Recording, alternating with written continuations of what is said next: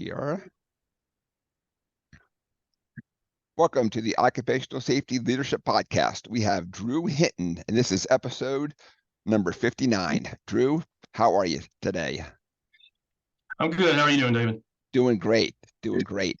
So as I was driving home, I started thinking about how I'm training my dog, and I'm doing things. And of course, I was thinking about how they talk about the positive training aspects and the negative. And then I was thinking about training people and how at times I think I did a really good job, and at other times I left people with like a starry glazed look, and I wasn't exactly sure I really got through to them.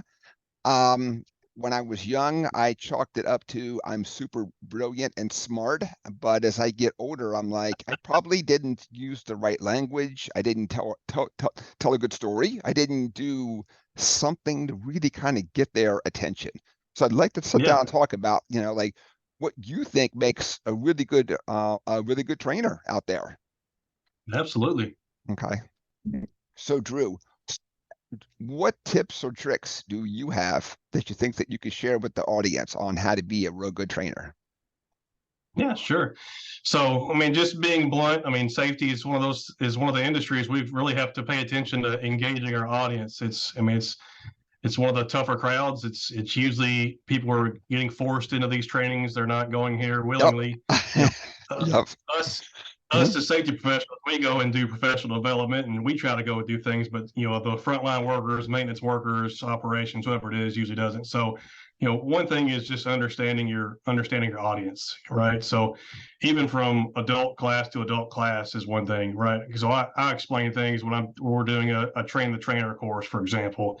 We explain that I'm going to teach active shooter. I teach it at my 12-year-old daughter's school.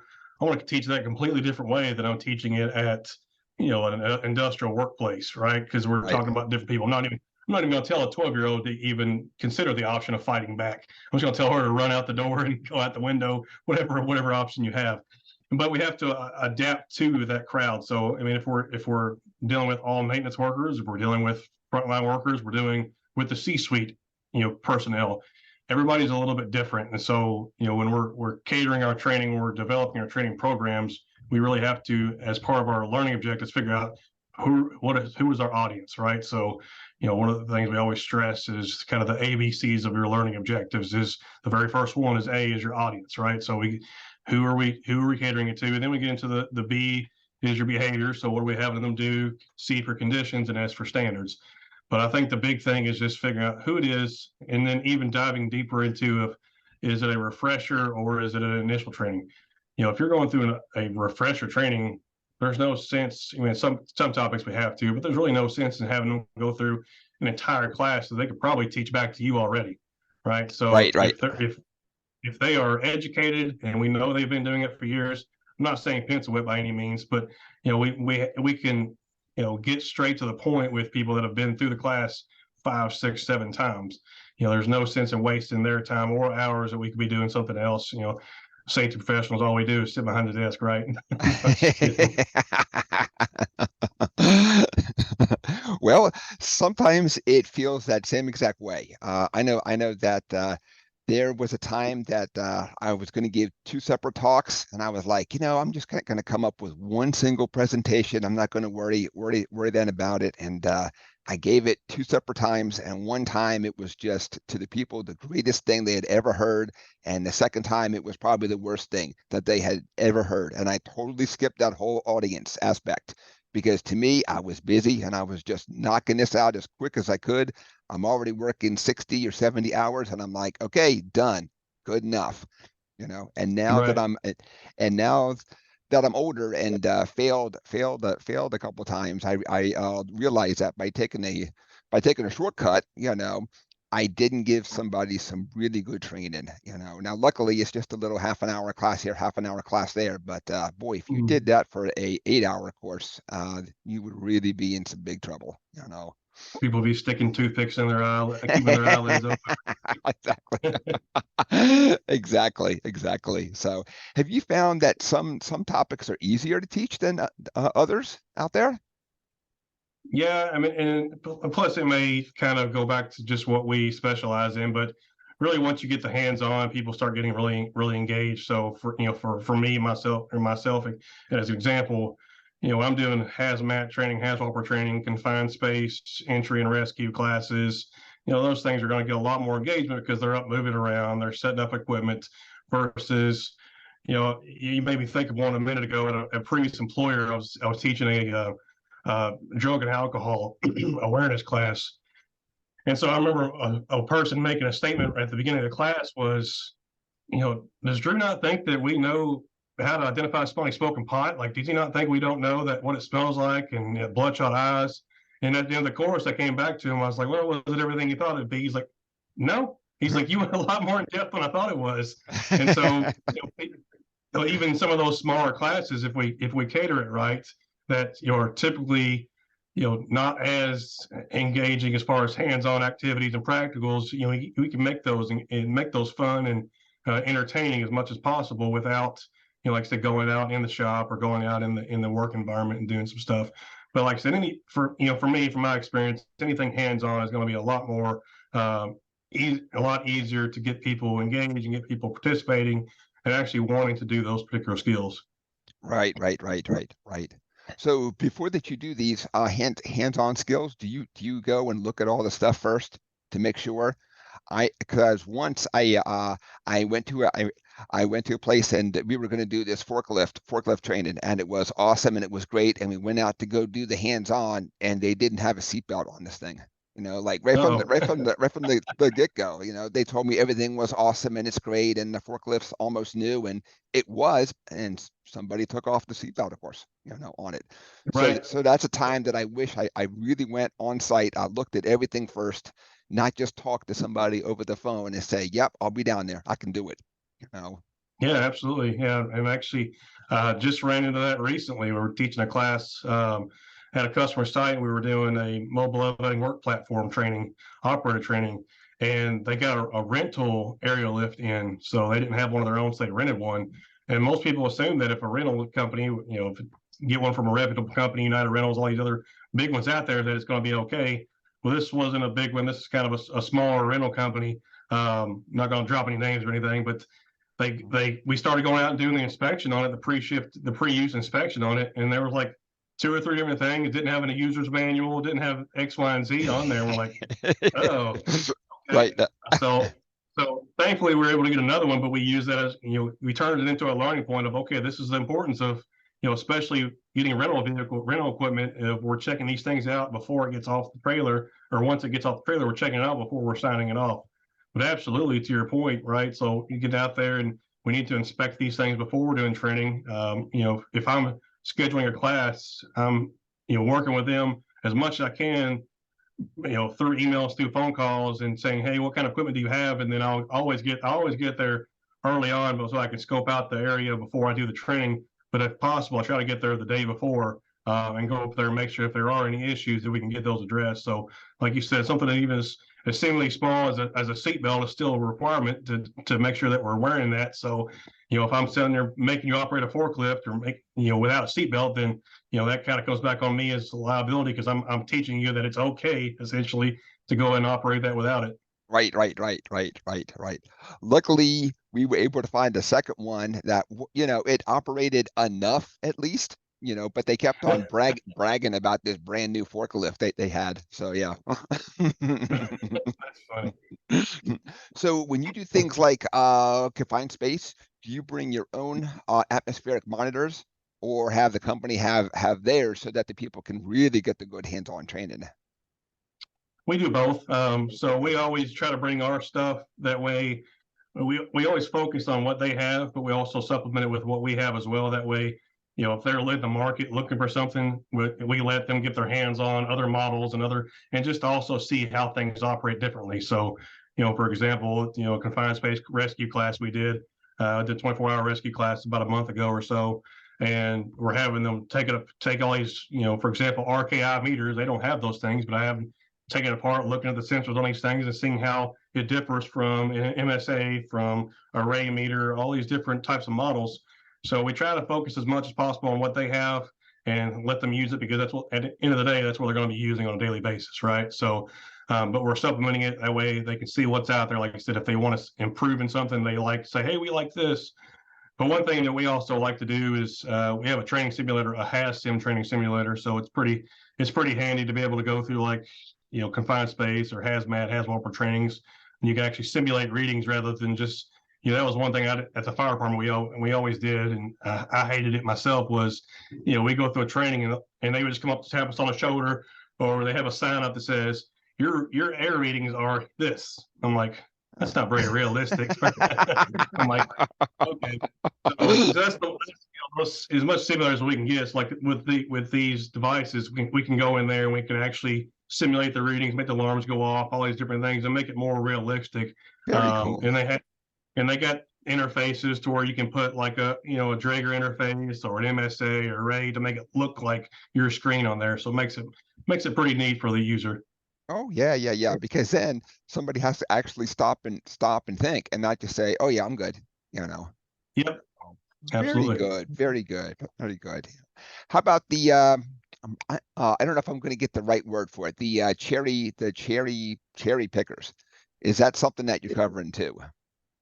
Yeah, absolutely. So we go through all different classes of it, and especially when we get to train the trainer course portions of it as well, right? So we go over the different models of those types of power industrial trucks, and even getting to the specifics on these particular models. You got to have fall protection training as well, right? So Mhm. going in addition, as in especially when we're telling the trainers that we're train the trainer courses, that hey, we need to make sure you tell them that this is a prerequisite, because I'm teaching you to operate a power industrial truck, a cherry picker. I'm not teaching you how to throw on a harness. You should already have that prior to going in there. But absolutely, and that's kind of one of those topics that not everybody has exposure to, right? So not everybody has Right, exposure to a cherry picker, compared to a common sit down forklift that way they can operate in a warehouse setting or outside or really anything. right. Yeah.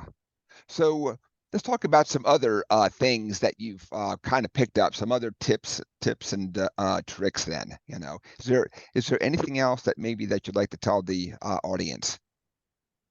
Yeah, I think more of it comes into planning than people realize.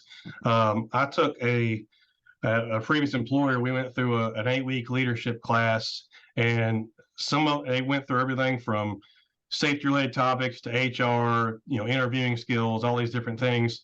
And one of the things that really has stuck with me and has proven to be more beneficial to me than I ever thought it would be were those learning objectives.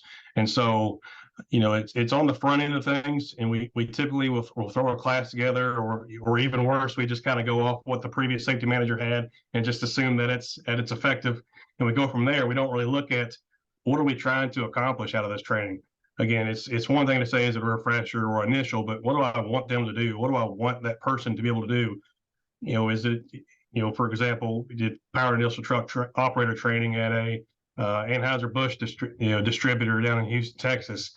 And it's one of their skills is how to load the side of these beer trucks going in from the side versus going into a 53-foot trailer, from the back end. It's a Right, completely different game because you got to put in these small compartments. So we're developing these learning objectives, and you always tell people to develop those using air quotes, SMART objectives.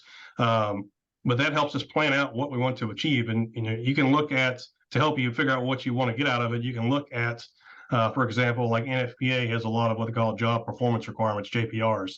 hmm And so, for example, getting back to confined space, like air monitoring, it's, they'll have what they call a gas tester as a person doing it.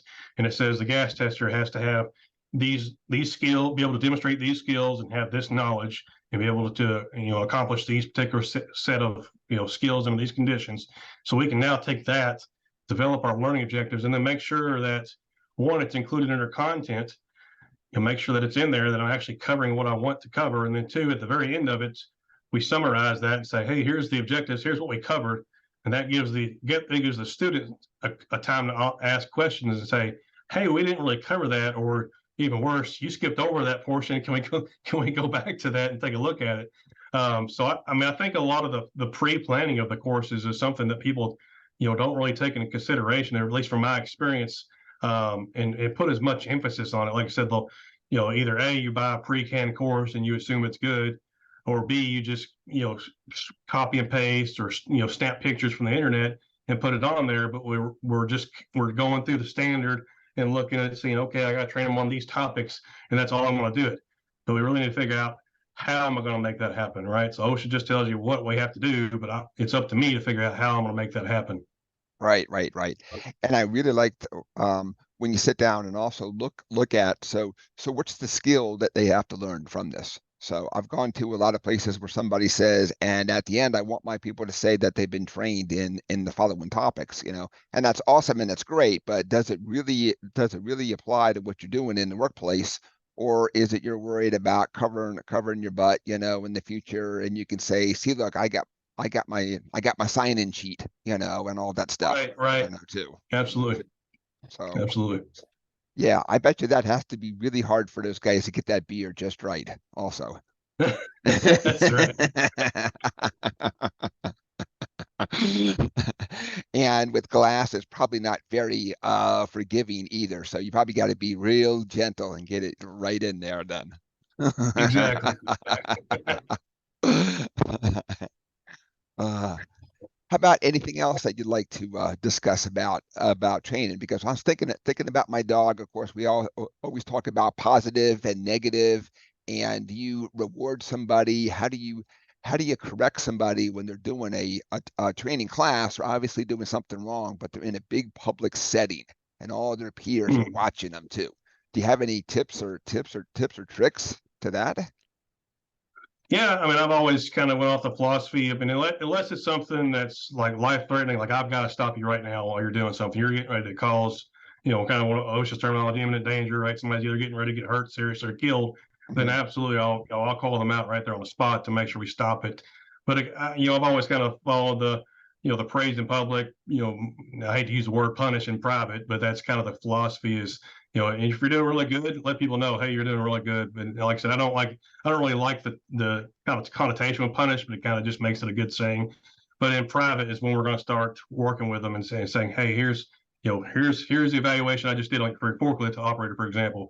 Here's the evaluation I just did on you. Here's where we messed up, and I'm gonna take some time with you after the class, and we're gonna go through this again. We're gonna let everybody else run through.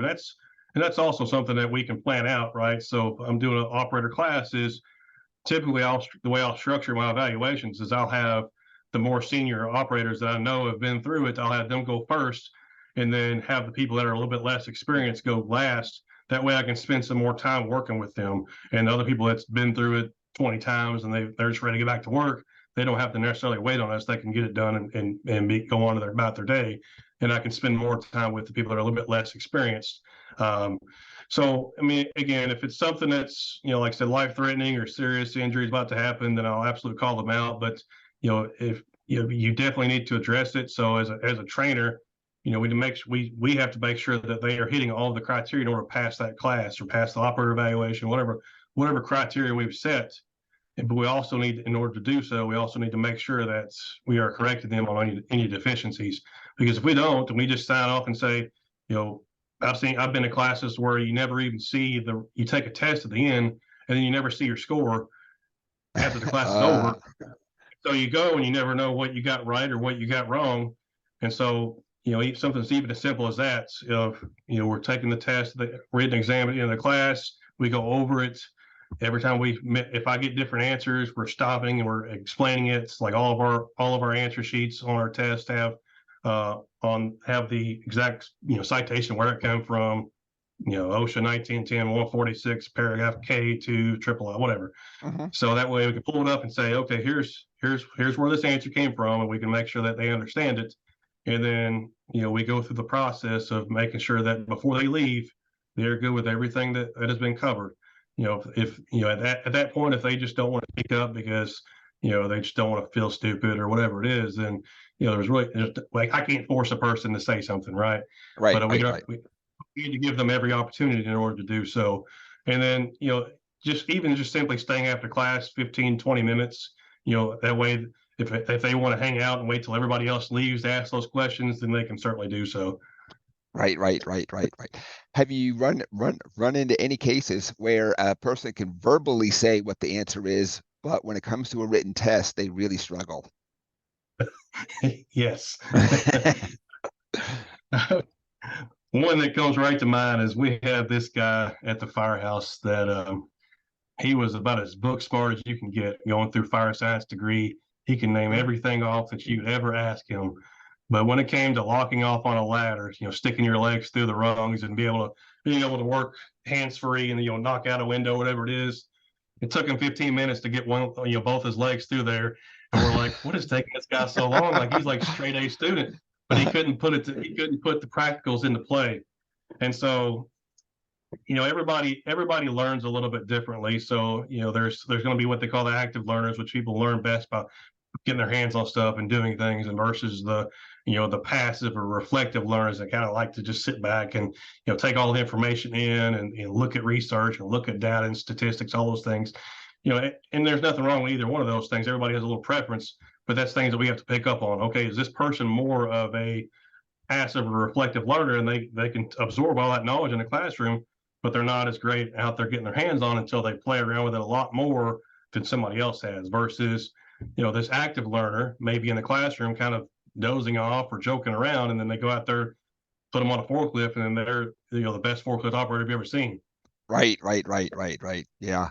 I could think of a time a long time ago where we had a person who just could not pass a written test, but you could talk to them and they would say the right answer every time. So every so often you just run into that person. And sometimes, of course, it's really us who's writing these test questions, of course. We've just written it in a way that, most people get it, but there's just some who just don't really even understand the question to even try and answer it too.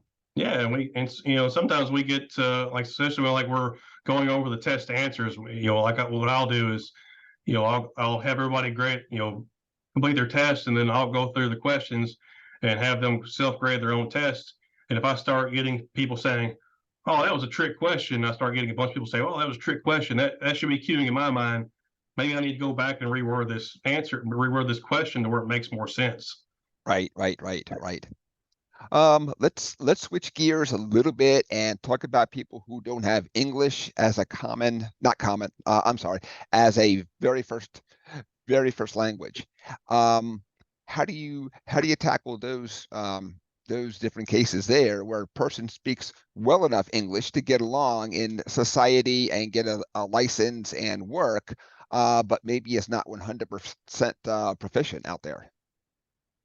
Yeah, so I try to again plan those things out ahead of time. So if I'm working with a customer, I'll usually always ask, is everybody in the class going to be fluent in English or English speaking?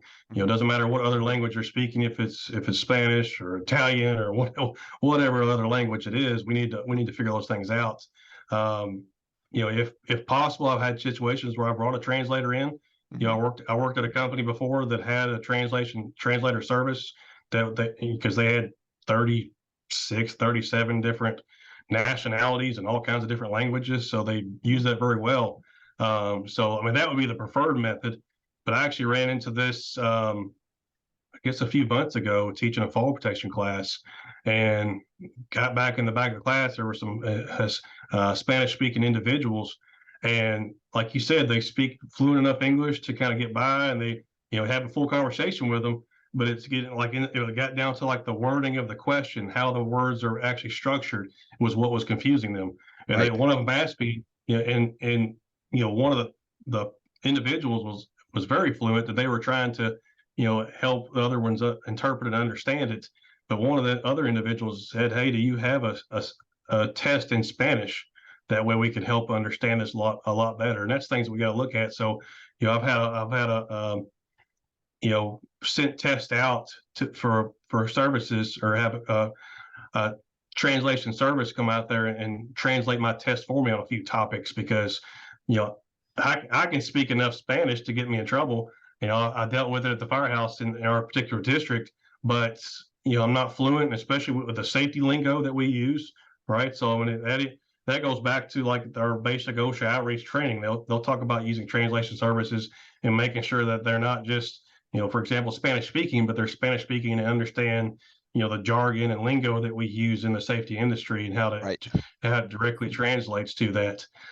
So if we can do the planning ahead of time and at least identify there's other languages being present, Like I said, ideally the best go-to would be to have a translator, but that's not always feasible for, financial reasons or just logistically wise. It's not always the most feasible option.